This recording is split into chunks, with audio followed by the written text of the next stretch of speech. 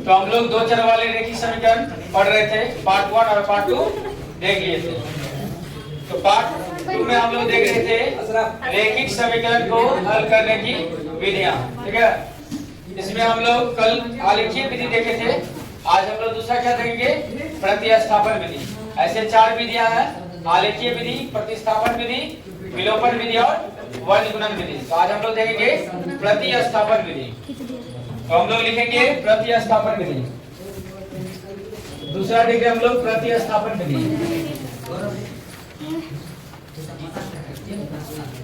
प्रतिस्थापन विधि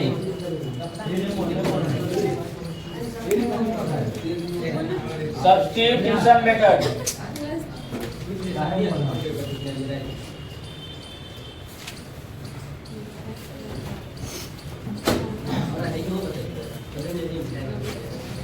तो हम लोग प्रतिस्थापन विधि में देखेंगे। तो सबसे पहली बात है, प्रतिस्थापन विधि में क्या होता है, इसमें दो समीकरण दिया हुआ रहता है, किसी एक समीकरण से x का मान निकालेंगे और दूसरे समीकरण में x का मान पुट किया जाता है, यानी उसके स्थान पे क्या है, पुट किया जाता है, इसीलिए हम लोग बोलते हैं इसको प्रतिस्थापन विधि। और x का मान निकाल लेंगे, फिर इक्वेशन 1 या 2 में किसी में भी x का मान पुट करेंगे तो y का मान निकल जाएगा, ठीक है। इसमें हम लोग प्रतिस्थापन विधि में जैसे कि एक सवाल लेते हैं, बहुत ही आसान सवाल है। एक सवाल है x प्लस वाई बराबर 10, x प्लस वाई बराबर 10। और दूसरा सवाल है, दूसरा है x माइनस वाई बराबर है 4। तो इसमें दो इक्वेशन दी गई है लड़का, x प्लस वाई बराबर 4 इक्वेशन 1 हो गया, x माइनस वाई बराबर 4 इक्वेशन 2 हो गया। तो हम लोग क्या करेंगे, इसको सॉल्व करेंगे प्रतिस्थापन विधि से। तो प्रतिस्थापन विधि में क्या होता है, हम समीकरण 1 या समीकरण 2, किसी भी समीकरण से x या y, दो चर है, इसमें किसी भी चर का मान निकाल सकते हैं। और एक चर का मान निकालने से, यदि हम समीकरण 1 से निकालेंगे तो फिर उसका मान समीकरण 2 में रखेंगे, ठीक है। फिर समीकरण 2 में एक मान हमारा निकल जाएगा, फिर इसको समीकरण 1 या 2 किसी में रख के हम दूसरा मान निकाल सकते हैं। जैसे हम लोग देखते हैं, फ्रॉम इक्वेशन 1 से लेते हैं, फ्रॉम इक्वेशन 1। तो दिया हुआ है x प्लस वाई बराबर 14। तो इसमें से x या y किसी को फ्री करेंगे, तो हम लोग x को ही फ्री करते हैं। तो x बराबर क्या आ जाएगा, 14 माइनस y। x का मान निकाल लिए। अब x का मान हम लोग समीकरण 1 से निकाले हैं, तो इसका मान समीकरण 2 में रखेंगे, ठीक ना, समीकरण 2 में रखेंगे। तो समीकरण 2 में रखते हैं हम लोग, तो यहां लिखेंगे x का मान समीकरण 2 में रखने पे, putting the value of x in equation 2। x का मान समीकरण 2 में रखने पे, 2 में रखने पर, तो समीकरण 2 दिया हुआ है x माइनस वाई बराबर 4, ये दिया हुआ है। अब x का मान हम लोग को यहाँ 1 से निकाले हैं, तो x के जगह पे इसका मान प्रतिस्थापित कर देंगे, इसीलिए इस विधि का नाम है प्रतिस्थापन। तो x का मान यहाँ पे प्रतिस्थापित करेंगे, तो x की जगह क्या है, 14 माइनस वाई, ये x का वैल्यू हो गया, ये किसका वैल्यू है, x का, और इसके बाद माइनस y है, तो यहाँ हो गया माइनस y बराबर हो गया 4।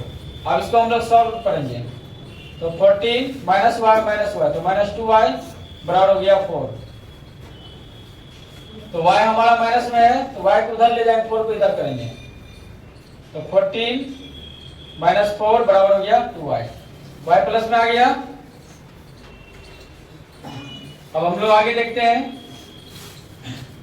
यहाँ क्या आ गया, 14 में से 4 गया, कितना बचा, 10 माइनस 10 बराबर आ गया 2y। तो देयरफॉर y इक्वल टू क्या आ जाएगा, 10/2। तो 2 से कट गया, कितना वर्ग है, 5 पार्ट है। तो y का मान आ गया 5, y का मान कितना आ गया, 5।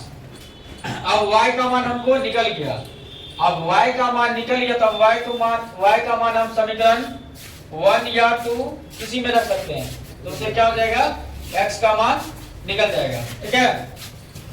तो y का मान आ गया है 5।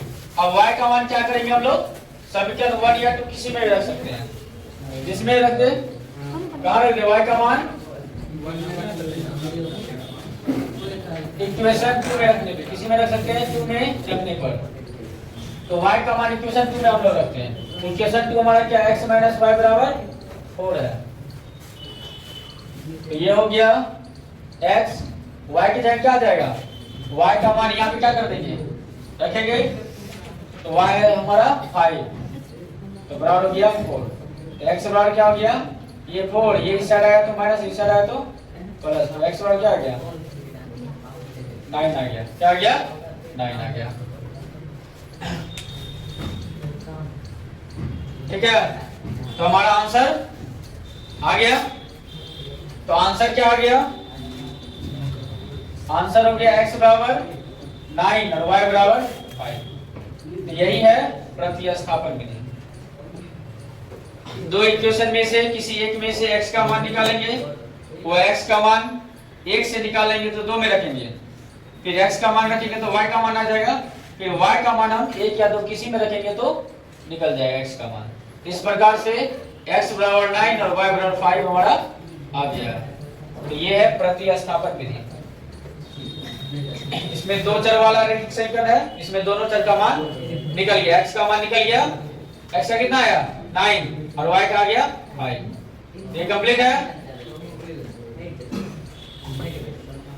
आगे समझ में।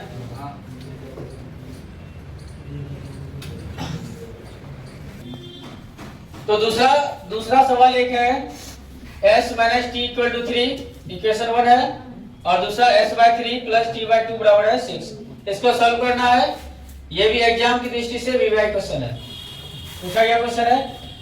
तो ये रैखिक समीकरण में ये पहला इक्वेशन दिया हुआ है, दूसरा इक्वेशन क्या है, बट्टे में दिया हुआ है, तो हम लोग क्या करेंगे, इसको इस फॉर्म में ले आएंगे, पहले वाला जैसे फॉर्म में। इसको हम लोग पहले सॉल्व करेंगे, दूसरा इक्वेशन क्या करेंगे, सॉल्व करेंगे। तो सॉल्व करने के लिए क्या करना पड़ेगा, इसका एलसीएम लेना पड़ेगा। तो 3 2 का एलसीएम 6 है, इसका एलसीएम आ गया 6, 3 2 या 6 दो बार में, तो 2 हो गया, 2s हो गया, और ये हो गया 2 3 6 तो 3t हो गया, बराबर हो गया 6। अब ये क्या दिया, क्रॉस मल्टीप्लिकेशन, 2s हो गया प्लस 3t हो गया, बराबर हो गया 6 गुना 6 हो गया 36। ये हो गया इक्वेशन 2। तो इक्वेशन 2 को हम लोग क्या कर लिए, सॉल्व करके इस फॉर्म में ले आए। ठीक है, अब आगे हम लोग फिर उसी तरह करेंगे, समीकरण 1 या 2 से s या t किसी एक का मान को हम लोग फ्री करेंगे। तो हम लोग लिखते हैं फ्रॉम इक्वेशन 1, फ्रॉम इक्वेशन 1। तो इक्वेशन दिया हुआ है s माइनस टी बराबर है 3। तो हम लोग क्या करते हैं, s को फ्री कर लेते हैं, तो s बराबर गया 3 प्लस टी, s फ्री हो गया। अब हम लोग क्या करेंगे,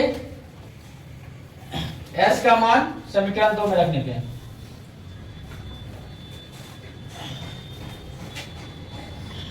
तो s का मान इक्वेशन 2 में रखने पे, तो इक्वेशन 2 दिया हुआ है ट्वाइस s प्लस 3t बराबर 36। यहाँ 2 हो गया इंटू s का मान कितना दिया हुआ है, s का मान हम लोग निकाले 3 प्लस t, तो s के जगह हम लोग पुट करेंगे 3 प्लस t। अब इसको आगे क्या करेंगे, सॉल्व करेंगे। तो इसको सॉल्व करेंगे, तो ये हो गया 3 दूना 6 और प्लस हो गया 2t और प्लस ये हो गया 3t बराबर हो गया 36। 2t और 3t कितना हो गया 5t और ये हो गया 36 और माइनस में 6, तो 5t बराबर हो गया 30। तो देयरफॉर t इक्वल टू हो गया 30/5, ये 6 बार घट गया। तो t का मान कितना आ गया 6 आ गया, t का मान आ गया 6।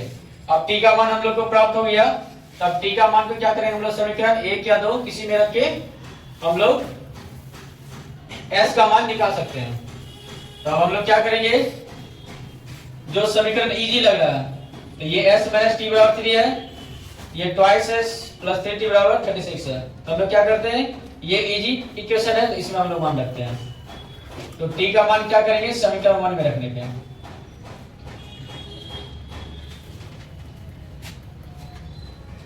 तो तो हम लोग क्या करेंगे अब टी का मान क्या कर देंगे समीकरण 1 में रख देंगे।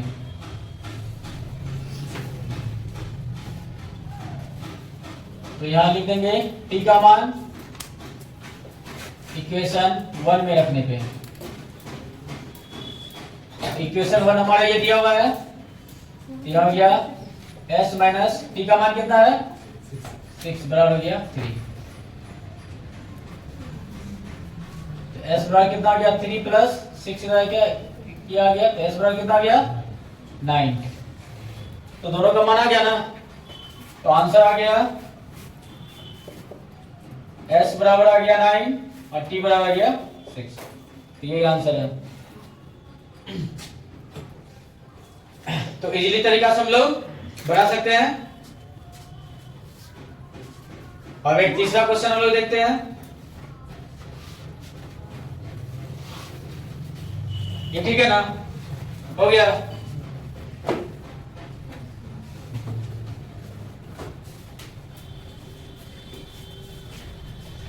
यस कर दो इसको।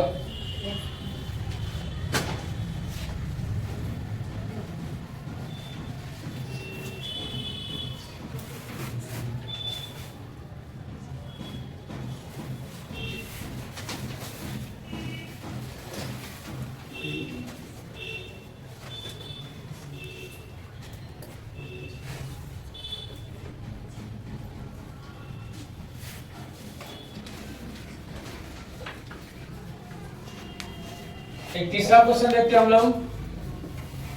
ये डेसिमल वाला है, लिखेंगे 0.2x plus 0.3y 0.2x plus 0.3y equal to 1.3।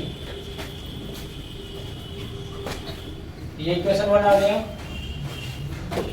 दूसरा इक्वेशन दिया हुआ है 0.4x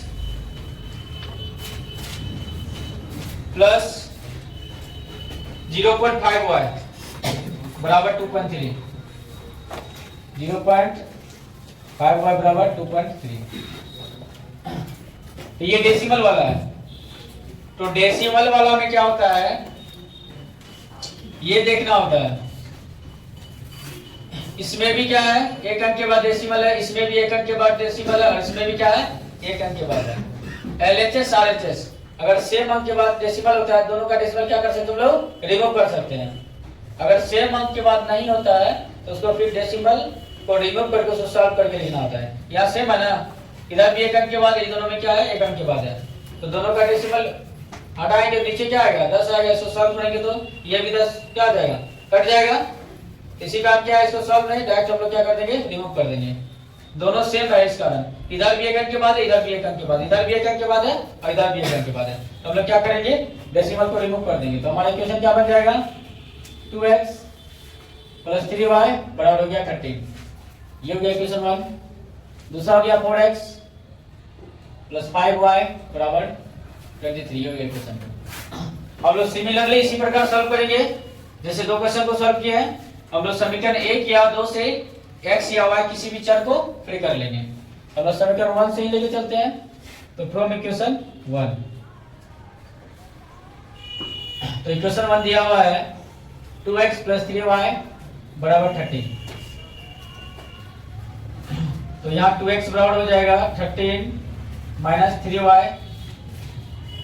तो therefore x equal to 13 minus 3y by 2। यहाँ से हम लोग x का मान निकाल लिए। अब हम लोग क्या करेंगे x का मान इक्वेशन 2 में रखने पे ना, putting the value of x in equation 2। तो x का मान इक्वेशन 2 में रखने पे इक्वेशन 2 हमारा दिया हुआ है 4x प्लस 5y बराबर 23। यहाँ हो गया 4, x का मान यहाँ दिया हुआ है 13 माइनस 3y बाई 2 और यहाँ प्लस है 5y बराबर 23। अब हम लोग आगे इसको क्या करेंगे सॉल्व करेंगे। तो ब्रैकेट से बाहर जो भी संख्या होती है उसको क्या किया जाता है गुना कर लिया जाता है। यहाँ नीचे में बाय में 2 है, तो ये गुना में इसको हम काट सकते हैं यहाँ से। ये 2 को क्या कर लेते हैं हम लोग, यहाँ से काट देते हैं। यहाँ 2 से कट जाए 2 बार में, फिर ये 2 से यहाँ गुना हो जाएगा। तो ये हो गया 13 दूना हो गया 26 और माइनस हो गया 3y और प्लस इधर हो गया 5y बराबर हो गया 23। तो आगे सब करेंगे 26 प्लस 2y बराबर हो गया 23। तो 2y बराबर हो जाएगा। तो यहाँ पे जब हम लोग गुना किए हैं 13 दूना कितना हो गया 26 हो गया और यहाँ हो गया माइनस 6y हो गया, ये छूट गया था, प्लस 5y बराबर हो गया 23। तो 26 और ये कितना आ गया, यहाँ माइनस 6y प्लस 5 है तो माइनस y आ गया और यहाँ आ गया कितना माइनस y बराबर हो गया माइनस 3। दोनों साइड माइनस है, माइनस कैंसिल हो जाएगा तो y बराबर आ गया 3। तो y का मान हम लोग का आ गया। अब y का मान निकल गया तो हम लोग क्या करें, y का मान समीकरण 1 या 2 किसी में रखेंगे तो x का मान निकल जाएगा। तो लोग y का मान क्या करते हैं, समीकरण 1 में रख देते हैं। क्या क्लियर है? तो आगे हम लोग क्या करते हैं, y का मान को समीकरण 1 में रखते हैं। यहाँ लिखेंगे y का मान समीकरण 1 में रख देते हैं।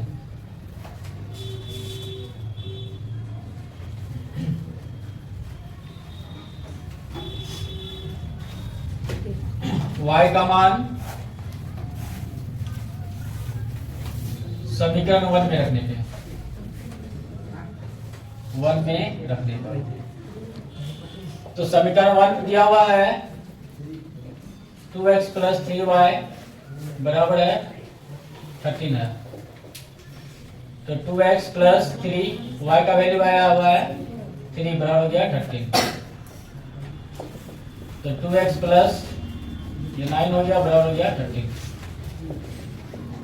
तो 2x बराबर क्या हो गया 13 माइनस 9, तो 2x बराबर हो गया 4, x बराबर हो गया 4/2 आ गया 4। तो आंसर हमारा आ गया x बराबर आ गया 2, y बराबर आ गया 3। तो इस प्रकार से हम लोग प्रतिस्थापन विधि का जो भी सवाल आएगा एग्जाम में उसको सॉल्व कर सकते हैं। तो 2 विधि हो गया है, एक कल हम लोग पढ़े थे आलेखीय विधि और आज हम लोग पढ़े प्रतिस्थापन विधि, और कल हम लोग पढ़ेंगे पार्ट 4 में ना, पार्ट 4 में हम लोग पढ़ेंगे विलोपन विधि, फिर पार्ट 5 में पढ़ेंगे वर्गमूलन विधि।